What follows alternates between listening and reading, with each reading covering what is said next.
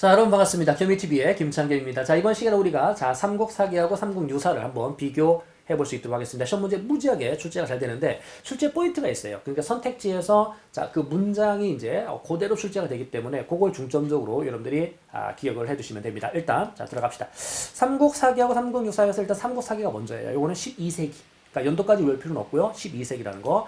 삼국유사는 나중에 13세기 만들어집니다. 원나라 간섭기 만들어지죠. 자, 내용을 한번 쭉 올려볼게요. 올려놓고 일단은 이제 김부식의 삼국사기의 특징. 아까 말씀드렸듯이 몇 세기라는 거, 여기 있는 것처럼 12세기라는 거 확인을 좀 해 두시고요. 연도 외울 필요 없습니다.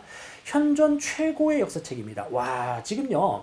현존하고 있는 역사책 중에서 가장 오래된 그런 역사책이다. 현존 최고의 역사책이다. 요것도 선택지로 나옵니다. 알겠죠? 그래서 현존 최고라는 거, 요거 확인합시다. 현존 최고라는 거 문장 확인하시고, 기전체 방식으로 편찬되었어요. 이 기전체 같은 경우 여러분들 특징이 어떤 거냐면 분류해서 쓰는 분류사거든요. 그러니까 본기, 세가, 열전, 지, 표 이렇게 5개의 파트로 분류하는 건데 그런 것까지 외울 필요 없고요.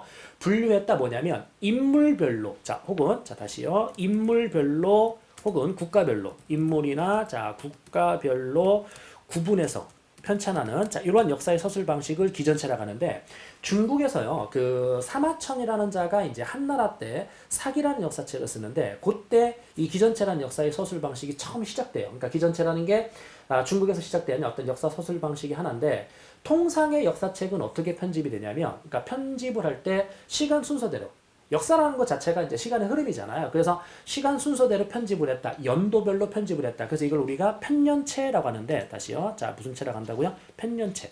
이 편년체라는 역사 서술 방식이 원래 먼저 있었던 건데, 중국에서 기전체라는 게 등장했다. 그 기전체와 같은 방식으로 삼국사기가 편찬됐는데, 함정에는 뭐라고 나오겠습니까? 그러면은 여기에 있는 뭐로 편찬되었다? 편년체로 편찬되었다. 이거 틀립니다, 여러분들. 편년체가 아니라 뭐라고요? 기전체의 방식. 그래서 기전체는 분류해서 쓰는, 그러니까 인물과 국가별로 분류해서 쓰는 방식이다. 요거 기억하시고요. 그 다음에 제일 중요한 게 요게 이제 선택지로 나오는데, 유교의 어떤 그 합리주의 사관을 반영했다라는 문장이 시험 문제 나올 거예요. 그럼 유교의 합리주의 사관, 유교의 합리주의 사관 요때 김부식이 있었던 시점을 우리가 이야기를 해본다면, 앞에서 이자겸의 난이 벌어져요. 그러니까 이자겸의 난이 언제 벌어지냐면 1126년에 벌어지는데, 이 이자겸이 반란 일으키기 바로 직전에 어떤 일이 있었냐면 금나라에 대한 4대 관계를 수락하죠. 앞에부터 다시 가볼까요? 여진족이라는 자들이 고려를 12세기 초반에 계속 괴롭히죠. 그래서 여진족의 침략을 막아내기 위해서 윤관이 스페셜한 별무반이라는 특별한 군대, 특수군대를 만들죠. 그 별무반을 이끌고 윤관이 여진족을 격퇴한 다음에 동쪽과 북쪽 사이 9개의 성 동북구성을 쌓았죠. 근데 그 동북구성에 대한 유지 비용에 대한 부담감이 커졌고, 여진족이 자꾸만 반환을 요청했기 때문에 우리가 조공을 받는 조건으로 돌려주죠. 이걸 돌려받은 여진족이 세력을 더 키워서 뭘 만듭니까? 1115년도에 금나라 건국하죠. 금나라 건국한 다음에 고려한테 형님 이렇게 따르던 이 여진족이 금나라가 된 이후에, 어이 고려 너 일로 와봐, 너 나한테 임금이라 불러봐, 이렇게 된 겁니다. 그럼 우리 입장에서 아유 이런 건방진라고 이제 거절해야 되는데, 거부해야 되는데, 알았어 임금이라 불러줄게 라고 수락했죠. 누가요? 겸이가. 어떤 겸이가?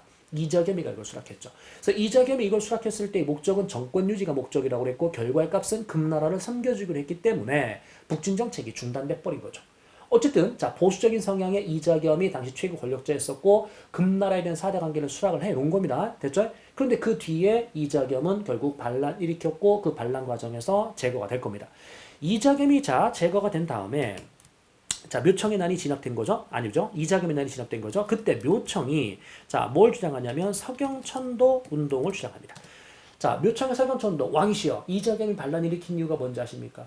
개경 땅이 안 좋기 때문에 그렇습니다. 그러니까 어디로 가시죠? 서경으로 가셔야 됩니다. 라는 주장을 하죠. 됐습니까? 그래서 누구를 정벌하자? 금나라 따위를 정벌하자. 금나라를 잡아하자. 정벌하자라는 주장을 합니다. 그런데 이거를 지금 반대했었던 게 누구라는 겁니까? 바로 김부식이라는 겁니다. 그럼 김부식은 금나라 정벌할 필요가 없다라고 주장하는 거죠. 그럼 결국은 이 김부식 같은 경우도 누구와 코드가 똑같은 거냐면 이자겸과 결국은 어떻게 돼요? 코드가 똑같은 거예요. 금나라는 섬겨줘도 된다. 왜? 고려는 힘이 약하니까. 힘이 약한 작은 나라가 금나라와 같은 이 큰 나라, 큰 나라를 어떻게 돼? 공격하고 자 그들을 자 뭐야 미워하면 안 된다. 그들을 섬겨줘야 된다. 자 이런 마인드를 가지고 있는 겁니다. 자 이게요 여러분들 역사책에도 그대로 반영이 된 거예요. 그러니까 우리 유교의 관점으로 보면 그러니까 육아 사상에서는 연소자가 연장자에게 뭐합니까 여러분들 자 존댓말을 써주는 자 이런 문화가 이게 아시아에 있는 거잖아요. 그러니까 미국이라든지 이런 영어 문화권에서는 자 그런 자 존칭어가 크게 발달되어 있지 않는데 이 유교 문화권에서 특히 이러한 존댓말 이런 것들이 문화가 발전되어 있다. 그러니까 유교의 관점으로 보면 작은 나라가 자 큰 나라를 섬겨주는 건 매우 자연스럽다. 왜? 연소자가 연장자에게 존댓말을 쓰듯이 즉 신하들이 임금에게 충성하고 자식들이 부모에게 효도하듯이 작은 나라가 큰 나라 섬겨주는 건 매우 자연스러운 현상이다. 뭐의 관점으로 보면?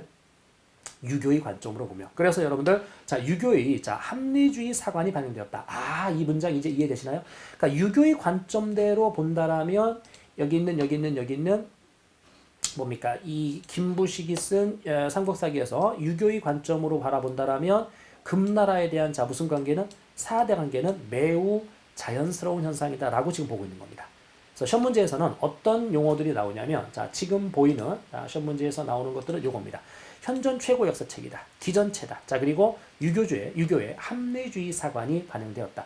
그리고 당시에요. 이때 그 뭡니까 김부식의 삼국사기는 누구의 자 명령을 받고 지금 만들어진 거냐면 인종의 명령을 받고 만들어진 편찬된 자 그런 역사책입니다. 어쨌든 마무리하면 기전체의 자 분류사 방식으로 썼는데 현존하고 있는 가장 오래된 현존 최고의 역사책이다. 자 김부식의 삼국사기가 가지고 있는 의는 유교의 합리주의 사관이 반영되었다. 그리고 하나 여담으로 말씀드리면요. 여기 있는 이 김부식 같은 경우는 지금 북진 정책에 대한 필요성을 못 느끼거든요. 왜냐면은 자 여기 있는 금나라가 지금 그 북불 자 고구려 옛 땅을 차지하고 있는데 그들을 임금으로 섬기기로 했으니까 그들을 공격하면 안 되죠. 더군다나 김부식은 또 어떤 자 의식을 가지고 있었냐면 신라 계승 의식을 가지고 있었어요. 김부식이 쓴 이 역사책 안에서 어느 나라 계승 의식을 가지고 있었다? 신라 자 계승 의식을 가지고 있다. 그러면 신라를 계승했다? 아니 고구려 계승한 거 아닙니까? 나라 이름이 고려라고 만들어졌을 때 이미 고구려를 계승했다라는 거 아니에요? 그런데 김부식은 신라 계승을 가지고 있기 때문에 고구려의 땅은 신라에 비해서 고려의 땅은 신라에 비해서는 일단 넓어진 거잖아요. 저 윗땅 고구려 땅은 우리 땅도 아니고 거기 관심 없어.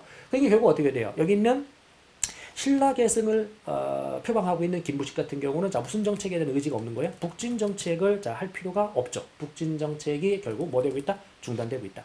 그러니까 금나라에 대한 어떤 사대를 그대로 유지하자는 것도 김부식이고 신라 계승 의식을 표방했던 것도 김부식이고 그러니까 고구려의 옛 땅을 찾을 필요는 전혀 없다라고 보는 겁니다. 아무튼 자 김부식의 삼국사기 자 이 정도 일단 말씀드렸는데 12세기라는 거 꼭 기억하십시오. 자 그러면 요번에는 이련의 삼국유사 이련 같은 경우 여러분들 자 승려입니다. 자 그러면 승려였었던 이련이 13세기 자 1281년 연도는 외울 필요 없고요. 여러분들이 여기서 확인할 건 뭐냐면 이겁니다.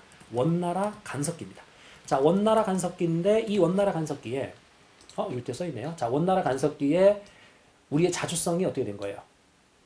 훼손된 거죠. 남의 나라한테 정치 간섭. 자, 너 이렇게 해봐. 정치 간섭 받고 있지 않습니까? 그죠?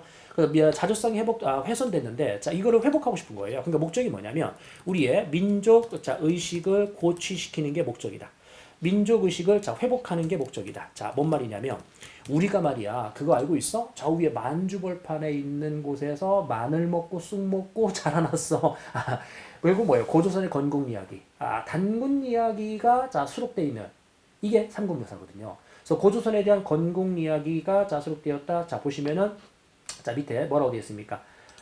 신화라든지 자 아니면은 자 여기 있는 자 전설이라든지 자 민간설화 이런 것들이 지금 자 수록됐다고 되어 있는데 고조선에 대한 건국 이야기가 수록되어 있다. 이렇게 합시다. 자 고조선에 대한 건국 이야기가 수록되어 있다. 어디에? 삼국유사에.